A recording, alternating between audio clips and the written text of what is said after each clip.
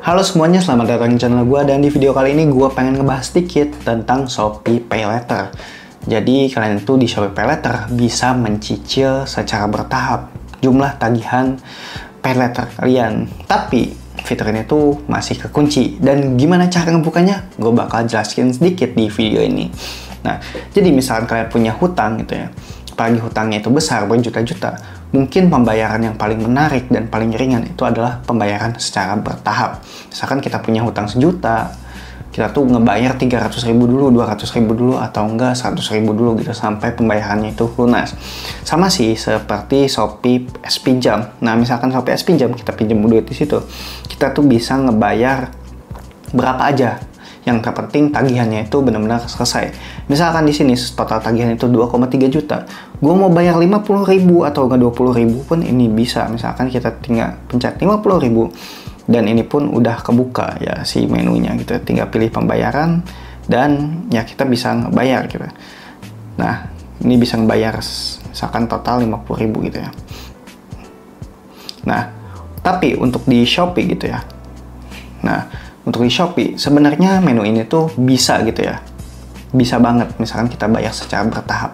Tapi yang nggak enaknya kalau di Shopee PayLater itu, ya kita tuh harus menunggu tanggal jatuh tempo terlebih dahulu agar si fiturnya terbuka.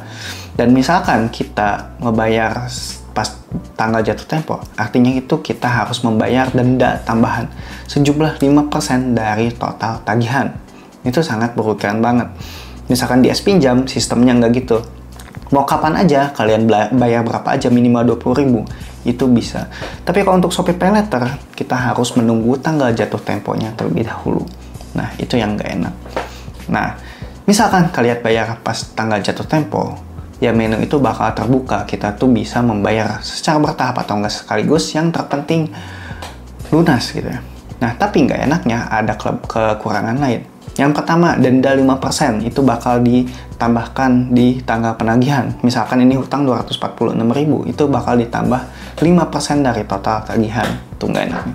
Yang kedua, nggak enaknya atau kekurangannya, kita itu bakal dikurangin untuk keuntungan dari Shopee-nya. Misalkan kayak promo, diskon, dan segala macam, gratis ongkir.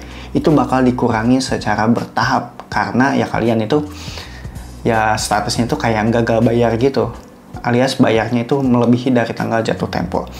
Dan ada juga biaya-biaya lain yang hidden cost gitu ya. Hidden cost-nya itu bakal ditambahin di penagihan selanjutnya. Itu nggak enaknya. Dan selanjutnya, si limit kalian itu bakal dikurangin secara bertahap. Jadi kalian itu dibikin nggak nyaman gitu ya, dari segi pembayaran gitu. Misalkan kalian pakai cara yang tadi gitu. Nah, misalkan kalian pakai PayLater, lebih baik kalian bayar sekaligus gitu, walau emang tagihannya itu besar. Kalian usahain dulu aja daripada kalian terkena beberapa ini ya pelanggaran atau nggak denda atau nggak segala macam yang mengakibatkan akun kalian itu bakal terhambat gitu di masa depan. Nah, yang paling parah misalkan kalian gagal bayar gitu ya, soalnya kan ini berpengaruh juga kepada ini ya skor Slick OJK. Jadi skor kredit kita itu bakal turun gitu ya.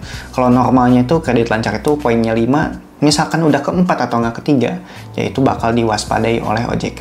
Jadi di masa depan kalian itu bakal dipersulit untuk urusan finance gitu, mau itu minjem motor, minjem uang, dan PayLater segala macam itu bakal dipersulit.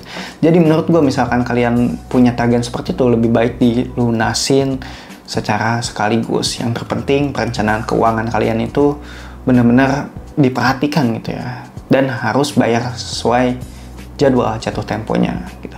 Tapi misalkan kalian kelupaan atau nggak apa ya, kalian itu lebih baik melunasinya secara bertahap dan menunya itu bakal kebuka, tapi nanti pas udah tanggal jatuh tempo gitu ya. Nah, yang paling lebih baik lagi ya, kalian kalau udah tahu video ini ya lebih baik kalian hindari aja riba, soalnya benar-benar merugikan cuy. Tapi misalkan udah kepalang, ya udah lanjutin aja gitu ya. Dan thanks ya buat kalian yang udah nonton video ini sampai akhir. Semoga informasi yang gue berikan bermanfaat. Jadi misalkan kalian udah di tanggal jatuh tempo belum bayar, itu fiturnya bakal kebuka kok. Gue udah nanya di CS Shopee dan ini adalah balasannya gitu.